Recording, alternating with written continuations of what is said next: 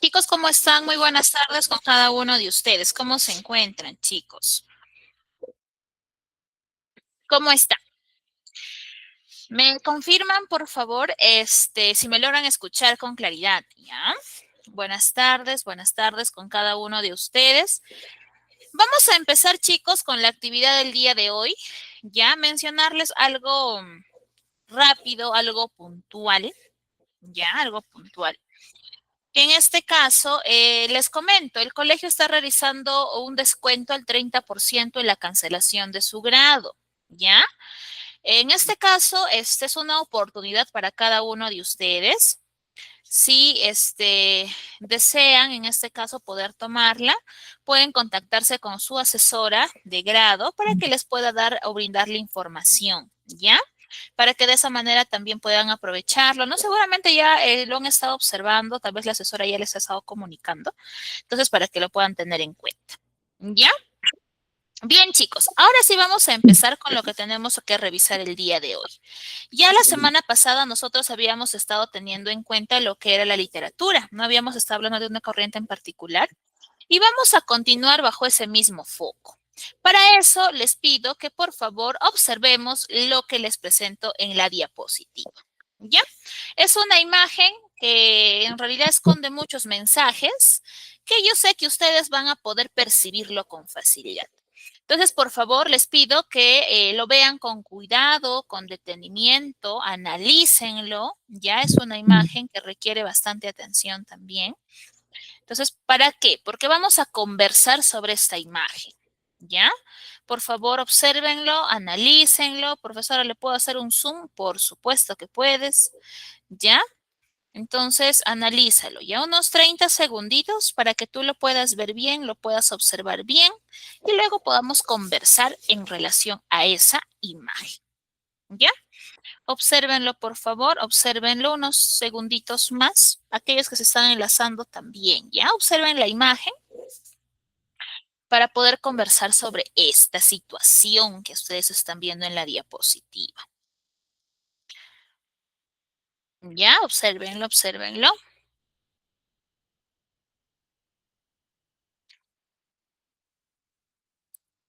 ¿Ya está? Bien. Primera pregunta en cuanto a esta imagen, ¿ya? ¿Qué han observado en la imagen que les he proyectado, chicos? A ver, una descripción, si gustan, no hay problema, pero ¿qué han podido observar en esa imagen? ¿Qué han podido observar, chicos? Una escena de boda. Enelda, ok, ya una escena de una boda, ya. Muy bien, Enelda, Danilo, Dos parejas que están en, en un casamiento. ya. eh, Mm, matrimonio, ya, perfecto. de- Muy bien, Danilo, ok. Gacela me dice un compromiso. Ujú, ya. ¿Qué más? A ver, ¿qué más han podido observar ustedes? Yo sé que ustedes son muy observadores, chicos. ¿Qué de particular tiene ese matrimonio? ¿Se han podido percatar de ese detalle? Lo devuelvo. ¿Qué de particular tendrá esa boda, chicos? A ver, ¿qué me dicen? ¿Es un matrimonio? Sí, por supuesto que lo es. Pero a ver, ¿qué de diferente tiene esta boda?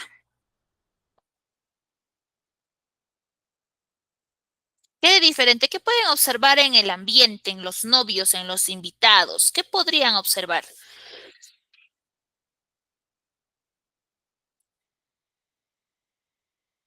¿Qué observamos, chicos? Tensión, me dice Pedro. Ya, ok. Los novios. ¿Qué de particular tienen los novios, chicos? Observen al novio y a la novia. ¿Qué podríamos opinar de ellos dos?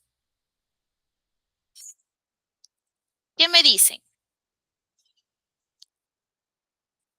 Muy bien, Pedro, que uno es mayor y la otra es menor. Muy bien, que el novio, en este caso, es el que es mayor. Y bien mayor, ¿ah? Ni siquiera un poquito, sino bastante. ¿Ya? Y la novia, por su parte, es menor, ¿no? Se le ve más jovencita. Perfecto, muy bien. Yo les pregunto, según lo que ustedes observan en la imagen, ¿esta será una boda de qué clase social? ¿Religiosa? Ya, claro, es una boda religiosa, pero ¿de qué clase social será? ¿De una clase baja, de una clase media o de una clase alta? ¿Qué Clase opina? alta, ¿no? Clase alta, ajá. ¿Por qué clase alta? ¿Por su? ¿Por Por qué? su ¿Por la? vestimenta. Por su Por vestidura. eso, muy bien, Danilo, muy bien, Enelda, por el vestuario, ¿no? Y justo ahí decía una preguntita más, ¿no? ¿Qué emociones se transmite esta imagen? Y por ahí Pedro decía, ¿no? Transmite tristeza o resignación. Gacela también nos dice que melancolía por parte de la señorita, o bueno, en este caso de la novia, ¿no? Porque es joven y el señor, austero en mirada, nos dice, ¿no? Es un matrimonio de clase alta porque hay intereses de por medio. Ya, ok, vamos por ahí llegando a conclusiones. Ujú. Muy bien, entonces, a los demás chicos, ¿qué emociones les transmite esta imagen? A ver, ¿qué sienten? No sé, al observarla a ella, a él, o al observar la escena en general. ¿Qué emociones tienen?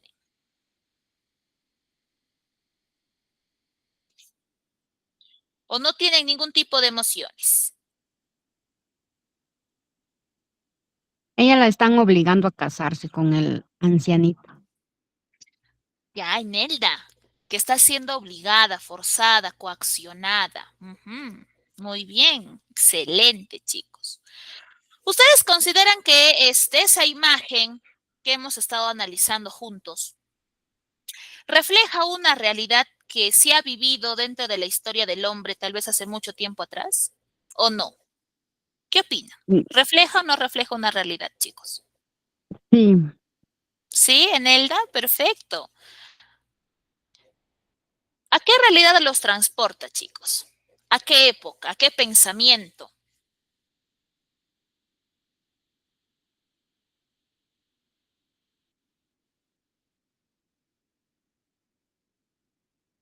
¿A qué época los transporta, chicos? Bueno, no creo que nosotros tal vez hayamos sido víctimas de ese tipo de situación, no lo sé, o quizás sí, pero ustedes, chicos, ¿estarían de acuerdo o están de acuerdo hoy por hoy con un matrimonio de ese tipo? Donde el novio tenga, pues, que sus 60 años y la novia tenga sus 15, sus 16. No, me dice Danilo. ¿Por qué no están de acuerdo? en la vida real sí que hay, que está uno de 60, la otra está de 30, de 20 por ahí. Pero en Elda, claro, hay situaciones, es cierto, pero a criterio propio de cada uno, ¿ustedes están de acuerdo con ese tipo de situación o de uniones? Hoy por hoy, ¿a qué opinan? Para mí no. Dependiendo de las familias. Ya es Nelda, y Nelda me dice que no está de acuerdo. Gacela me dice que dependiendo de las familias, me dice. ¿Ya? Nosotros, si revisamos nuestra historia, retrocediendo, nos vamos a dar cuenta que en determinado momento esto sí era cierto, que esto sí pasó, que esto era una realidad que sí se vivió, que sí habían matrimonios, como nos dice Gacela, que tenían mucho en consideración los intereses familiares, ¿no? Y yo les pregunto algo. Antes, ¿quiénes decidían el matrimonio de los hijos? ¿Ellos mismos podían elegir y decidir con quién casarse y con quién no? Los papás no. Exacto, Enelda. Los padres eran los que decidían por ellos. No importaba lo que sentían o lo que pensaban, si estaban de acuerdo o si no, porque al final los padres eran los que tenían la última palabra, ¿no? Y muchos de esos matrimonios de personas adultas con jovencitas no era por amor, era por un interés social, económico, ¿no? Gacela nos dice que eran los padres o abuelos según la jerarquía o estatus de las familias en la sociedad, por supuesto. Y los matrimonios eran un muy buen enlace para estas uniones. ¿No? Entonces, chicos, ¿por qué les estoy hablando de esto? ¿Por qué les estoy proyectando esa imagen? ¿Por qué les estoy haciendo estas preguntas? Porque nosotros, chicos, hoy día vamos a hablar de la literatura neoclasicista española. ¿Ya? De la literatura neoclasicista española, para que de esa manera ustedes puedan conocer su influencia y sus aportes. ¿Ya? La semana anterior habíamos revisado lo que era la literatura neoclásica francesa, ya recordarán ustedes. Y ahora vamos a revisar lo que es la española. ¿Listo? Para eso vamos a hablar un poquito del marco teórico. Esta literatura del neoclasicismo español, chicos, se desarrolla en lo que es Europa, ¿ya? En el siglo XVIII, o sea, hace tiempo atrás, ¿correcto? Ahora, nosotros tenemos que tener en cuenta que dentro del neoclasicismo español se trabajan muchos aspectos. Como ya lo habíamos estado revisando en el caso del neoclasicismo francés, ustedes me dirán, profesora, ¿qué de diferente tiene uno con el otro si ambos pertenecen al neoclasicismo? Es sencillo. Los neoclasicistas españoles de alguna manera imitan lo que plantean los neoclasicistas franceses. ¿No? Ellos ven el desarrollo que tuvieron estos neoclasicistas franceses y tratan de copiar lo que ellos han trabajado, abordado, desarrollado. ¿Correcto? Y en esa intención de imitación es que justamente estos españoles, esos neoclasicistas españoles, también tienen una inclinación hacia lo clásico, ¿no? Tratan de preservarlo, tratan de adaptarlo a su contexto, a su realidad, teniendo en cuenta siempre el uso de la razón. ¿Ya? Eso es lo importante. Ahora, hay que tener en cuenta o entender que la razón es el único medio por el cual el hombre puede adquirir conocimiento. ¿Ya? Cuando nosotros queremos aprender algo, usamos nuestra lógica, usamos nuestro raciocinio, no usamos nuestros sentimientos. Entonces, justamente es por eso que se enfocan a esa realidad, ¿ya? Al igual que los neoclasicistas franceses, lógicamente ellos también tienen sus representantes, tienen su desarrollo en cuanto a producción literaria, ¿no? Que es justamente lo que hace posible el hecho de que puedan trabajar los diferentes temas que se abordan en la sociedad viciosa del tiempo, en el cual estuvo desarrollándose este neoclasicismo español. Ustedes recordarán que nosotros hablábamos que los neoclasicistas trataron de recuperar o tratar de revalorar lo que trabajaron los literatos clásicos, ¿no? De la literatura clásica. Entendiendo entonces que van a seguir teniendo esa inclinación al afán didáctico, al educar, al culturizar, al enseñarte conductas, comportamientos, al mostrarte la realidad de ese entonces, ¿no? No sé si con ustedes ya habíamos comentado esto. Nosotros, cuando vamos a escribir un texto, definitivamente tenemos que conocer la situación social de ese entonces, ¿no? Y qué mejor que aquellos que lo han vivido en carne propia, ¿no? Entonces, los temas que se van a desarrollar dentro de este neoclasicismo español son diversos y siempre enfocados en las situaciones diarias. No sé, por ahí supongamos Danilo quiere escribir una obra, ¿no? Supongamos. Danilo, para que pueda avanzar o realizar su producción literaria, va a observar lo que sucede en su sociedad, va a hacer una mirada general y por ahí él va a encontrar diversas situaciones sobre las cuales él podría escribir un muy buen libro. Pero entre todas va a ir escogiendo, ¿no? A ver, ¿con cuál puedo empezar? Y lo va a ir trabajando, lo va a ir desarrollando, lo va a ir adaptando y siempre con una intención de educar a la persona que lo va a leer. ¿Ya? Dentro de la narrativa, nosotros vamos a tener a escritores que han trabajado las fábulas, ¿no? Profesora, los franceses también trabajaron fábulas. Es cierto, también lo trabajaron. Recuerden que los españoles tratan de imitar lo que hicieron los neoclasicistas franceses. Entonces también van a tener su propia producción en cuanto a fábulas. Ya probablemente, seguro, ustedes después de la clase anterior se quedaron pensando y dijeron, a ver, ¿qué fábulas yo conozco? ¿No? Porque al menos una fábula debemos conocer, ¿no? En algún momento tal vez hemos tenido contacto, aunque sea con una, pero la hemos conocido, ¿no? Entonces recordarles que las fábulas son textos cortos que tienen un mensaje que se reflejan a través de una moraleja, ¿no? Eso ustedes ya lo conocen. Ahora, entonces, nosotros el día de hoy vamos a hablar de este escritor que está dentro del neoclasicismo español, que es Leandro Fernández Moratín. Ya, él fue el máximo representante del neoclasicismo español en el teatro, ya, en el teatro, en el género dramático. ¿Listo? Leandro Fernández de Moratín, chicos, nace en 1760 y su deceso es en 1828. Ya él nace en Madrid y él, a través de sus obras, trata de enseñarnos lo que era el vicio de la sociedad o de las personas que vivían en ese entonces. Pero nos lo muestra de una manera muy sátira, ¿no? Es una sátira que él maneja muy sutilmente para que de esa manera no sea muy grotesco el hecho de mostrarnos lo que era en ese tiempo esa sociedad. ¿Correcto? Entonces, ¿qué más tenemos que saber de Leandro Fernández de Moratín?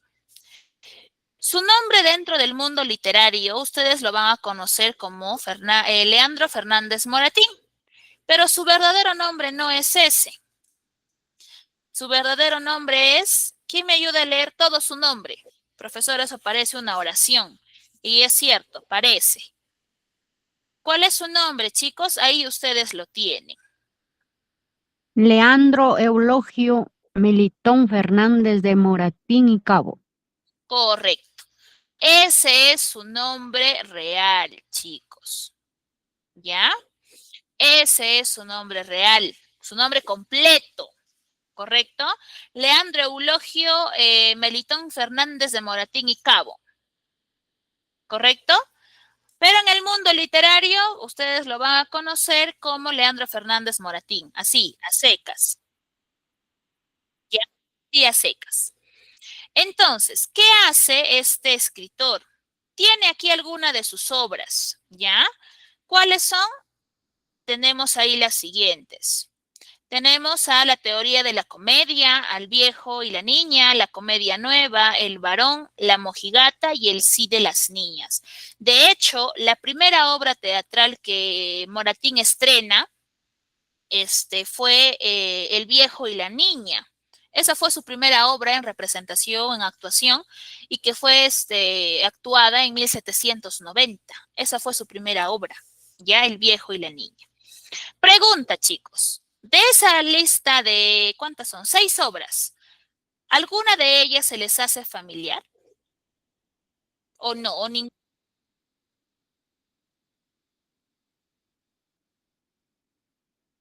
Para mí ninguna, Miss. Ya, listo. Para los demás, chicos.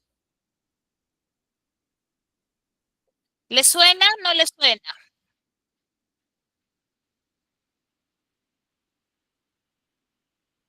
¿No les suena?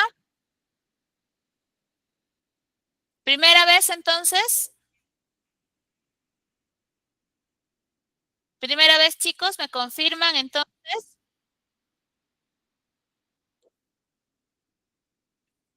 Ya, la primera vez entonces, ¿no? Listo. Bien, chicos, el día de hoy vamos a revisar una obra que es bastante conocida y yo creo que quizás alguno de ustedes sí lo han escuchado. Quizás digo, puede ser que no también, ¿no? No hay ningún problema. Eh, la famosa obra entre estas 6 que vamos a ver hoy día es la famosa obra de El sí de las niñas, ¿ya? El sí de las niñas. Esta obra, chicos, fue estrenada en 1806. Ya pertenece al género dramático y desarrolla la especie comedia. Está dividida en 3 actos importantes y el tema que se va a resaltar mucho aquí es el tema del poder, o bueno, el abuso del poder que los padres ejercen sobre los hijos. ¿Ya? ¿Quiénes son los personajes? Vamos a tener a don Diego, vamos a tener a Paquita o doña Francisca también, como gusten, cualquiera de los dos nombres es válido. A don Carlos, a doña Irene. Doña Irene es la madre de Paquita. A Rita, a Simón y a Calamocha, ya que son algunos criados que juegan un papel importante dentro de, ¿ya? Para eso voy a proyectarles un video y vamos a ir conversando en relación a lo que esto les va a ir comentando para que podamos ir virtiendo nuestras opiniones, ¿ya? A ver, dame un minutito, por favor, para poder proyectar, ¿ya? Aquí está. A ver, un minutito. Ujú. Aquí.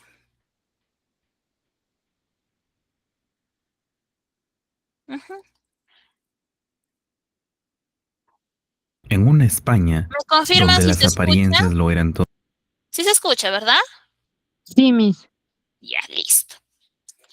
Vamos aquí entonces. En una España donde las apariencias lo eran todo, donde el honor de una familia valía más que la felicidad de una hija, una joven de apenas 16 años debía decir sí a un matrimonio que no deseaba. Pero, ¿qué pasa cuando el amor verdadero se cruza en medio de un compromiso impuesto? Hoy conoceremos El sí de las niñas, la comedia más importante del neoclasicismo español, escrita por Leandro Fernández de Moratín, una obra que defendió el derecho de las mujeres a elegir su propio destino. Hablemos sobre el autor.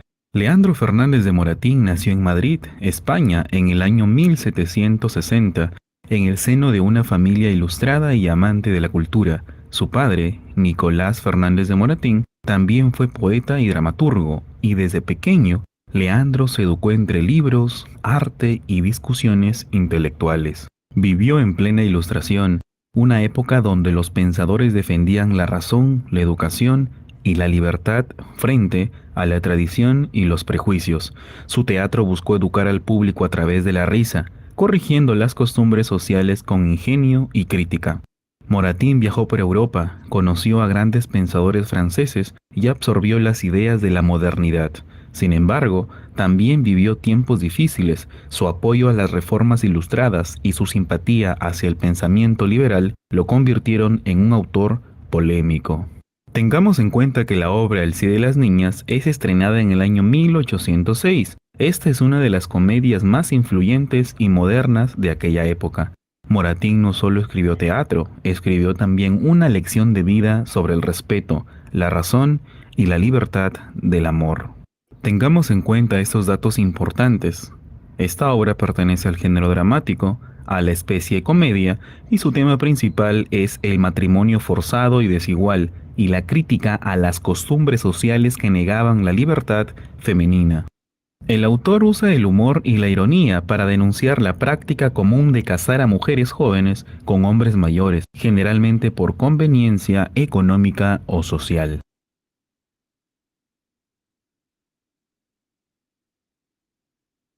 La historia comienza en una posada de Alcalá de Henares. El noble don Diego y su criado Simón conversan tras regresar de Guadalajara. El motivo de su viaje es muy importante. Están preparando un matrimonio, aunque al principio el criado cree que la joven es para don Carlos, sobrino de don Diego. Pero pronto sabremos que la futura esposa es doña Francisca, una joven de 16 años, y que el novio no es otro que don Diego, un hombre de casi 60. Aparece doña Irene, la madre de Francisca, una mujer habladora, autoritaria y obsesionada con asegurar el futuro de su hija mediante un buen casamiento. Durante la conversación, doña Irene no deja hablar a nadie, presume de su vida, de su difunto marido y de los sacrificios que ha hecho como madre. Mientras tanto, Francisca, a quien todos llaman cariñosamente Paquita, se muestra tímida, sumisa, con la mirada baja, apenas se atreve a responder. Entra en escena Rita, la criada de Francisca, quien se convierte en su confidente. A través de ella nos enteramos del verdadero conflicto. Francisca ya está enamorada de otro hombre, un joven llamado Don Félix, que en realidad es Don Carlos, el sobrino de Don Diego, aunque nadie lo sabe aún. El destino hace su jugada. Calamocha, criado de Don Carlos, llega a la posada y se entera de que hay un nuevo pretendiente para Paquita.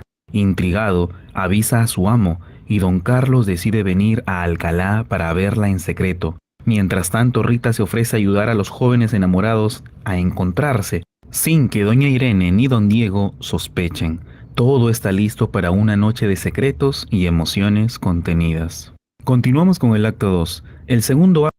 Antes de pasar al acto 2. ¿Qué pasó en el acto 1, chicos? ¿Qué es este conflicto que sucede aquí? A ver, ¿con qué nos quedamos del acto 1? A ver, ¿qué han podido tomar nota por ahí? ¿Qué Que la están, datos? que la están por hacer casar a la niña con el mayor. A Paquita, ¿verdad? ¿Cuántos años Sí, tiene Paquita, nos dice? 16, 16. ¿Y su prometido, cuántos años tiene, don Diego? 60. Casi 60 años, chicos. Imagínense un matrimonio de 16 y 60 años, perdón, ¿no? Una pareja de esa edad. ¿Quién es la que está más interesada en esta unión, chicos? Y ahí se nos ha nombrado dentro de este primer capítulo. ¿Quién es la que está obsesionada con la idea de dar un muy buen matrimonio, de arreglar un muy buen matrimonio? ¿Quién? ¿Tomaron nota? ¿Quién? ¿Quién es la que está ahí? La mamá. La mamá. Muy bien. ¿Y cómo se llama la mamá? Irene, Muy bien. Doña Irene. Irene. Doña Irene es la que está más entusiasmada con ese matrimonio, ¿no? Es la que más quiere que ese matrimonio se concrete. Pero ¿qué es lo que pasa? ¿Paquita se siente contenta, se siente feliz con ese matrimonio? está triste, Está triste, por supuesto. ¿Por qué está triste, Paquita? porque ella está enamorada de otro. Está enamorada de otro jovencito, así como ella. ¿Y quién es ese jovencito? ¿Cómo se llama? ¿Cómo se llama este jovencito?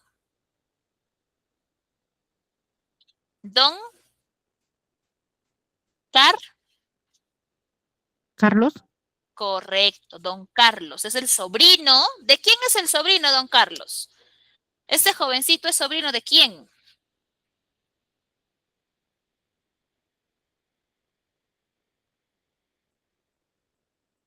El jovencito es sobrino de quién? Es sobrino de don, del novio, de don de Diego. que Diego, Diego. Claro.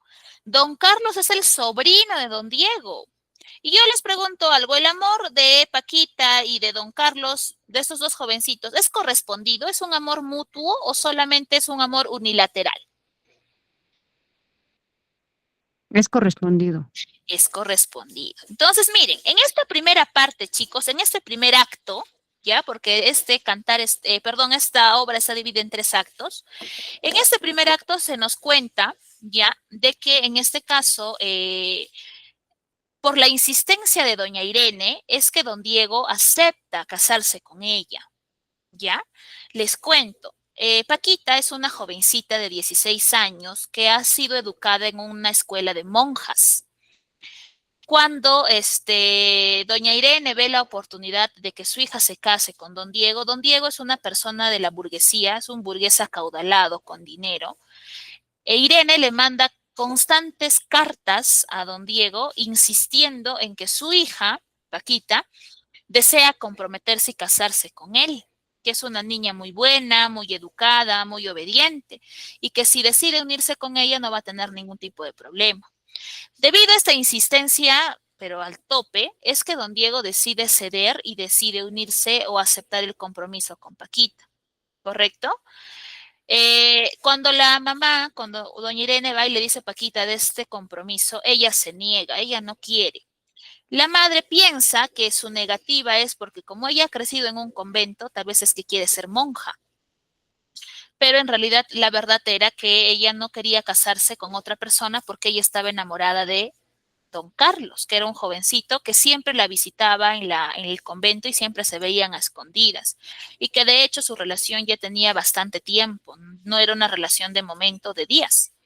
Y esto era lo que la mamá no sabía. ¿Ya? Entonces ahí se da ese primer conflicto. Don Carlos, al enterarse que, bueno, ¿no? Que Paquita junto con su madre iban a viajar a la posada de Alcalá para festejar el compromiso, don Carlos decide también presentarse en esa posada para que pueda ver a Paquita. ¿Correcto? Vamos con ese primer acto. Vamos ahora con el segundo acto. ¿Ya, chicos? Vamos con el segundo acto. Continuamos con el acto 2. El segundo acto abre con una conversación tensa entre don Diego y doña Irene. El anciano noble empieza a notar algo extraño. Percibe la tristeza y resignación en Francisca y sospecha que la muchacha no acepta de corazón este matrimonio. Doña Irene, sin embargo, insiste en que su hija está feliz, que es obediente y que todo está bajo control. Con astucia y manipulación, logra tranquilizar a don Diego, aunque razonable, sigue sin comprender lo que ocurre. Mientras tanto, Rita y Calamocha ayudan a que los verdaderos enamorados se reencuentren. En una escena tierna y llena de emoción, don Carlos y Francisca se ven en secreto. Ella llora y confiesa que está siendo obligada a casarse, pero que su corazón le pertenece a él. Don Carlos le promete que no permitirá esta injusticia, que la salvará y la llevará lejos de todo. La felicidad dura poco. Don Diego descubre que está en la misma posada. Sorprendido y decepcionado, y aunque enojado, mantiene la calma. Le ordena regresar inmediatamente a su servicio. Obediente y honorable, don Carlos se marcha, dejando a Francisca desconsolada. Cuando Simón, el criado, le comunica a Francisca que los visitantes se han marchado, ella queda devastada, empieza a dudar del amor de Carlos y en medio de su tristeza se pregunta si todo lo que vivió fue una ilusión. Continuamos con el tercer acto. El último acto comienza con... Bien, ¿qué podemos decir del segundo acto, chicos? ¿Qué podemos decir del segundo acto? ¿Qué sucede en este segundo acto?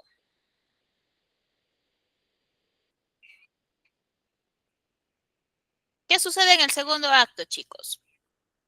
El señor Diego se está dando cuenta que que Francisca no quiere casarse con él. Muy bien. ¿Y quién mueve sus fichas nuevamente para que cambie la versión y deje de pensar eso? La señora Irene. Claro, la mamá, ¿no? La doña Irene empieza a convencerlo. Perfecto. ¿Qué pasa en esta escena? ¿Quiénes son los que fungen el papel de ser cómplices y que ayudan a Francisca y a don Carlos a verse nuevamente? ¿Quiénes son? Y se nos ha mencionado quiénes son esas dos personas que funcionan de cupidos, vamos a decirlo así. ¿Quiénes son? ¿Tomaron nota? ¿Quiénes son esas dos personas involucradas?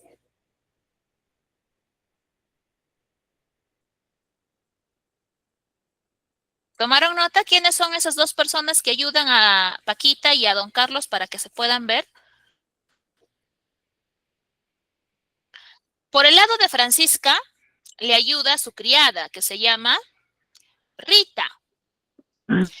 Y por el lado de don Carlos, le ayuda a su criado, que se llama Calamocha.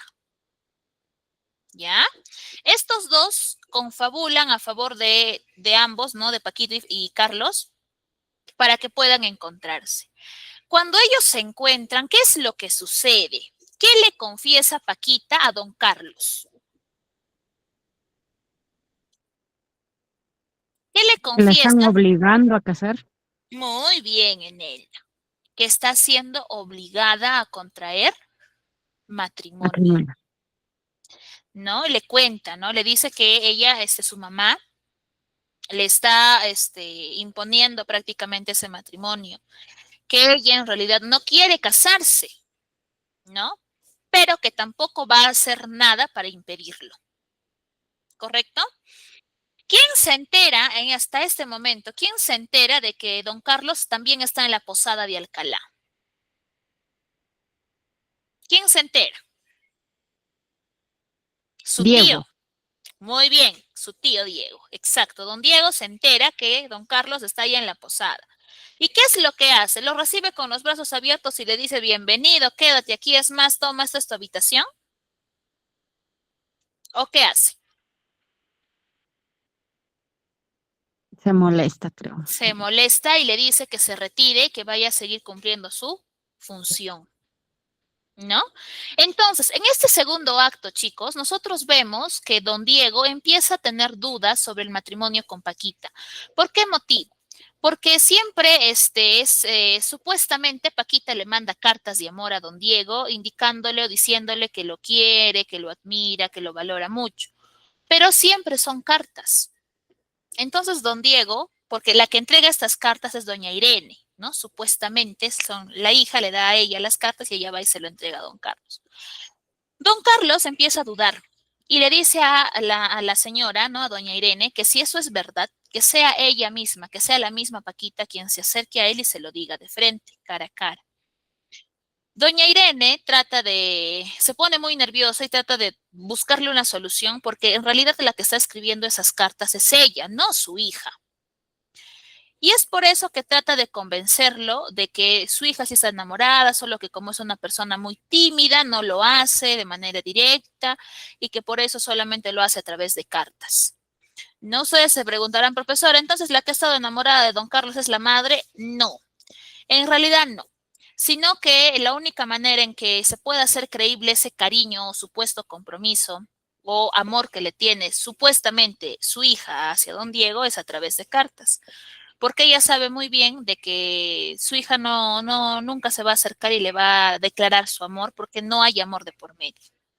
De hecho, para evitar algún tipo de dificultad en el matrimonio, la madre va a hablar con Paquita y le dice que es la mejor decisión que ella puede tomar porque don Diego, al ser una persona mayor, ya es una persona que ha experimentado, una persona madura, una persona que sabe lo que hace y que ella está segura de que ese matrimonio va a ser duradero, ¿no? De que a Paquita no le va a faltar nada, va a tener una vida cómoda, una vida segura, porque ya es un hombre que ya tiene algo sólido. En cambio, que si ella se llegara a casar con alguien de su edad, va a ser complicado porque ambos van a ser inmaduros, porque no van a tener solidez económica, va a vivir una vida complicada. Entonces, trata de convencer a Paquita de que su mejor opción para matrimonio es don Diego. Paquita no está de acuerdo, en sí ella no quiere casarse, pero no va a darle la contra a su madre. Va a aceptar lo que su mamá le está diciendo. Bueno, ¿no? Aquí se da todo ese tipo de situación. Paquita ve a Carlos, Carlos se entera de que ella está siendo obligada a casarse, se enoja, no quiere que ella se case con otra persona y menos si es por obligación y quiere ayudarla, ¿no? A que ese matrimonio no se llegue a efectuar. Vamos a ver qué sucede en la tercera parte, ¿ya chicos? Atentos.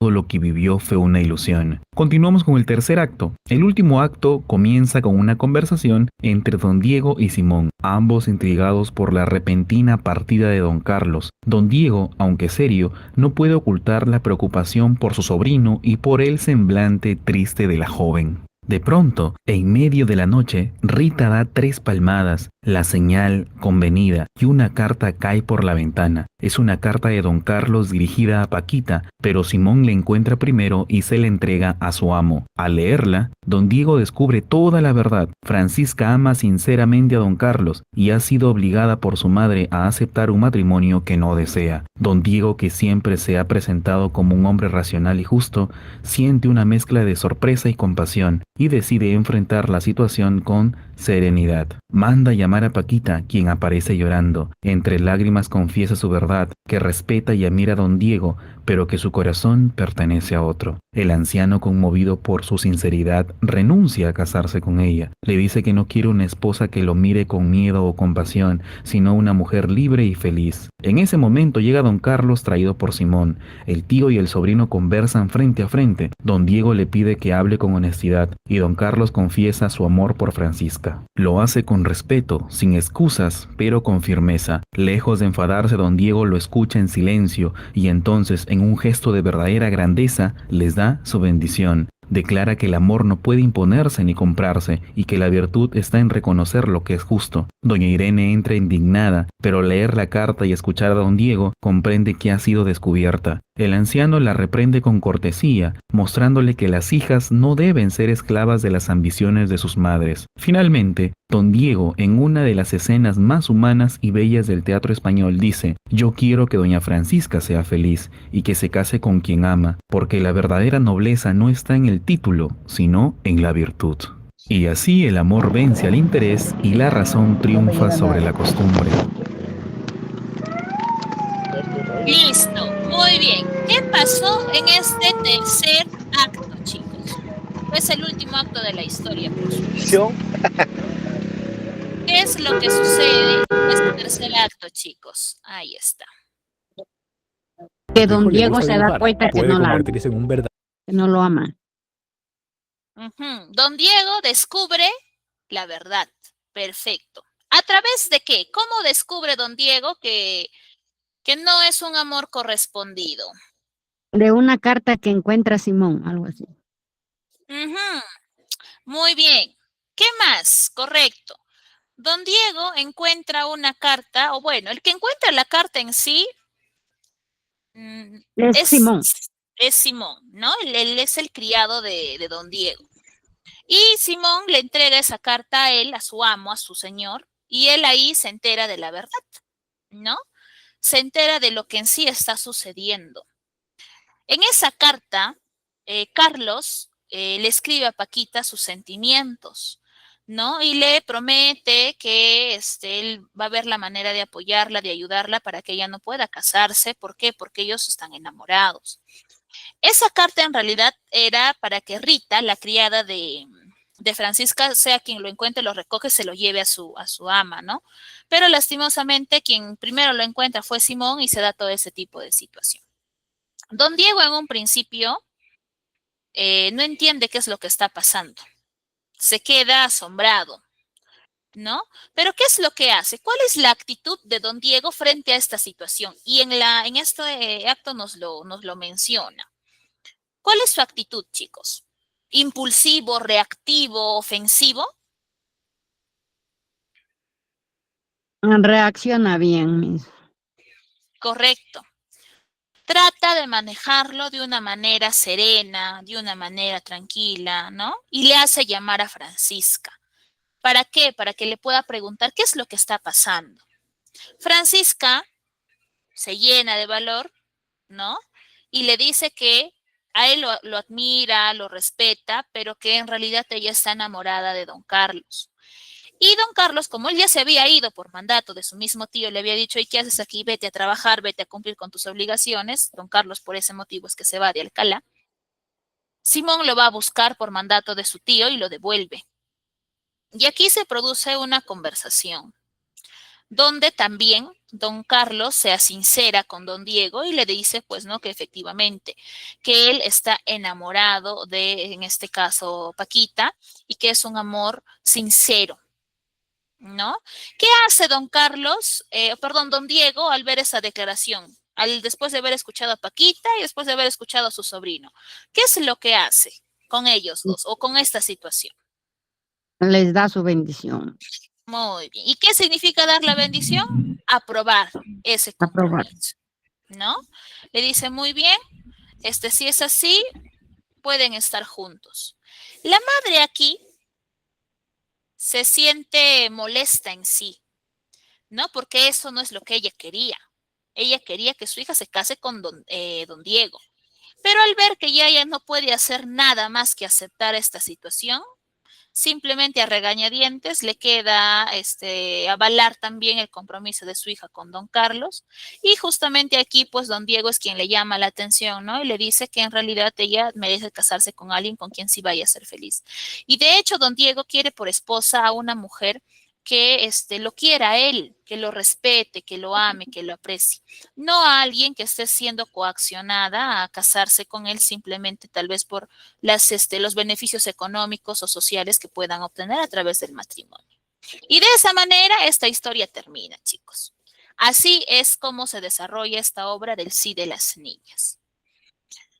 ¿Alguna duda, algún comentario, alguna opinión tal vez que ustedes desean realizar con relación a la obra? ¿Nada? Ya, pregunto yo. ¿Quién es el autor del Sí de las Niñas y de qué país es, chicos? Ahí tienen 5 alternativas. ¿Cuál es la respuesta correcta? ¿Quién es el autor de la obra? Tomás de Iriarte, Félix María de Samaniego, Leandro Fernández Moratín, Goethe o Nicolás Maquiavelo. ¿Quién es el autor del Sí de las Niñas? ¿Quién es, chicos? Leandro Fernández Martín, España. Muy bien, Leandro Fernández Moratín. Y él es de España, Madrid. Listo.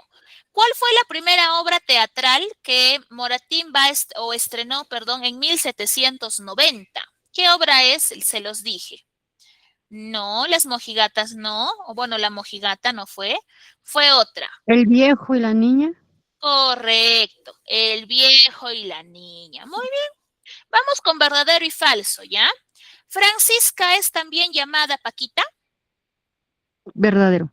Muy bien. Don Carlos manda una carta a Francisca, pero esta llega a manos de doña Irene. ¿Verdadero o falso?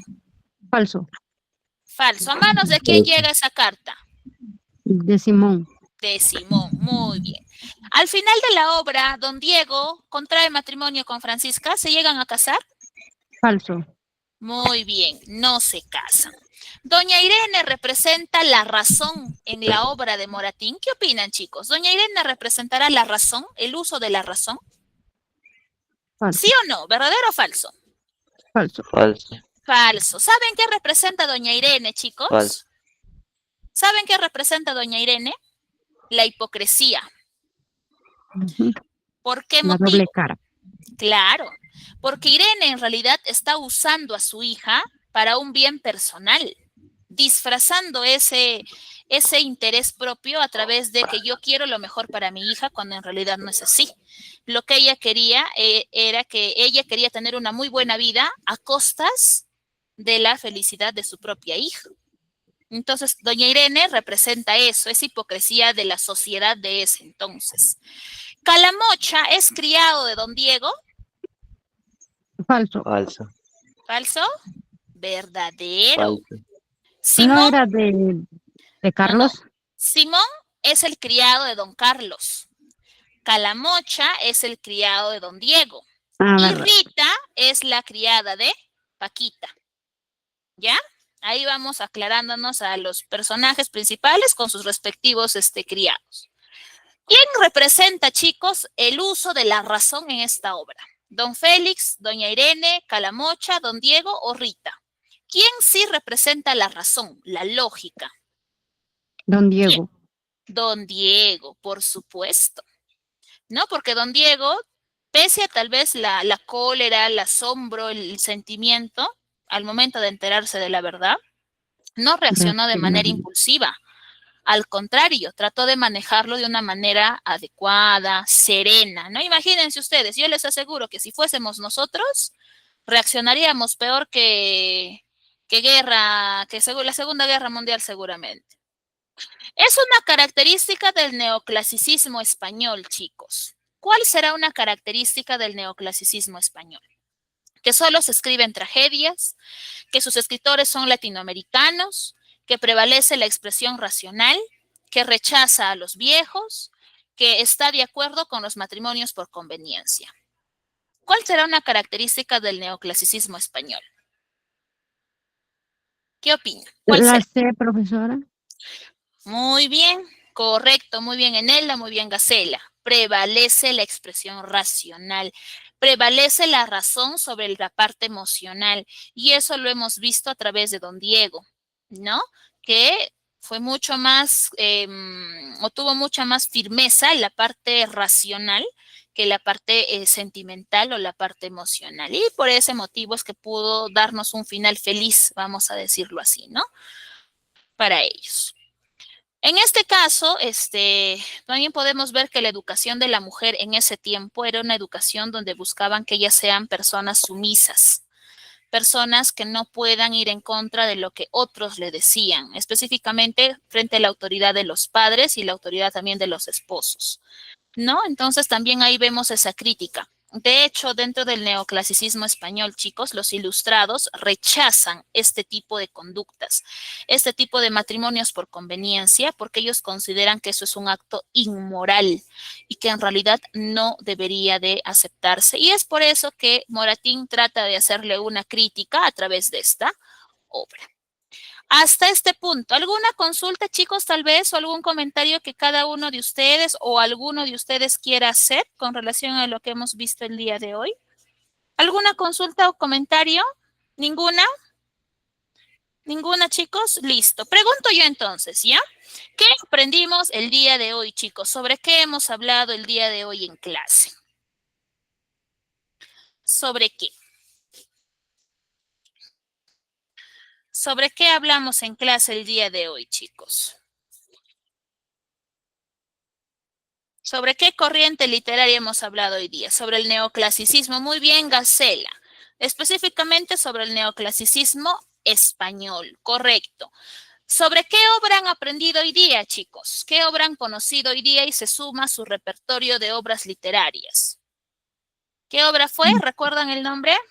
El sí de las niñas. Correcto, muy bien. El sí de las niñas. Perfecto. ¿Cómo hemos aprendido, chicos, sobre este neoclasicismo español y sobre esta obra que es una de las más representativas dentro de esta corriente literaria? ¿A través de qué?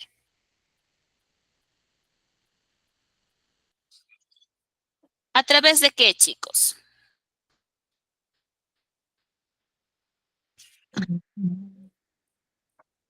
¿A través de qué hemos aprendido sobre el neoclasicismo español y sobre el sí de las niñas? ¿A través de qué?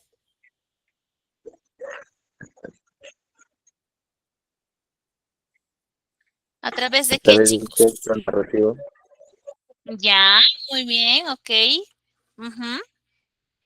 Hemos visto, ¿no? La parte informativa y también un video ilustrativo, ¿no? Que nos ha ayudado a entender un poquito más a profundidad sobre lo que ha trabajado esta obra y los diferentes enfoques que utilizó Moratín para mostrarnos los diferentes vicios de la sociedad, ¿no? Una sociedad inmoral, una sociedad hipócrita, ¿no? Pero que también dentro de habían personas que eran racionales, que actuaban con moralidad, ¿no?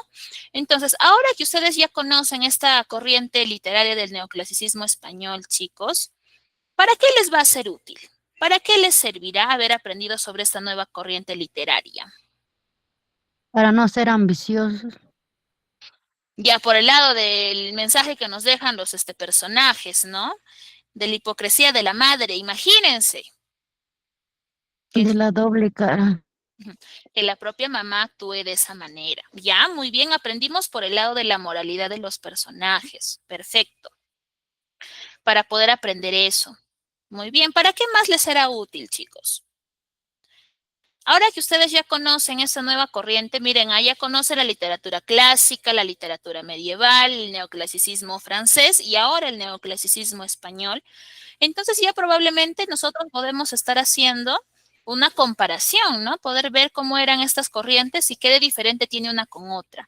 Gacela nos dice que para conocer que anteriormente eran los compromisos por conveniencia y las clases sociales, por supuesto. Y esto lo podemos catalogar o incluir dentro de que es una forma de conocer también los errores, los vicios de las personas de la época en donde se fue desarrollando este neoclasicismo español. Muy bien, chicos, agradecerles por su asistencia a la clase del día de hoy. Cuídense bastante, ya nos estaremos reencontrando para la siguiente sesión. Bonita semana, chicos, buenas noches con cada uno de ustedes. Chao, Miss. Cuídense, chicos, chao, chao.